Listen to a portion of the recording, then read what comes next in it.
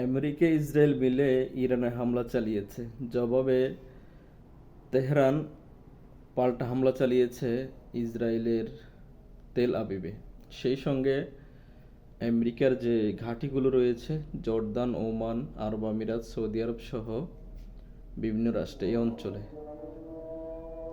Tehran বলেছে যে এই অঞ্চলে আমেরিকার যে ঘাঁটিগুলো রয়েছে ঘাঁটিগুলো উড়িয়ে দেওয়া হবে। তো আমরা বলছি যে বাংলাদেশি এবং বাংলাদেশের যে প্রায় 2 কোটির মতো প্রবাসী ভাই বোনেরা রয়েছে বিশ্বের বিভিন্ন দেশে ছড়িয়ে, বিশেষ করে এই মধ্যপ্রাচ্যের দেশগুলোতেই বেশি। তো সেই প্রবাসী ভাই বোনদের প্রতি কিছু দিক নির্দেশনা দিবেন বলে আশা করছি বাংলাদেশ হাই কমিশন, যেখানে যে দেশে অবস্থান রয়েছে তারা কিছু দিক নির্দেশনা দিবেন বলে আমরা আশা করছি। আর বিশেষ করে প্রবাসী ভাই বোনেরা আপনারা একটু সাবধানতা অবলম্বন করবেন যেন আপনাদের কোনো ক্ষতি না হয়।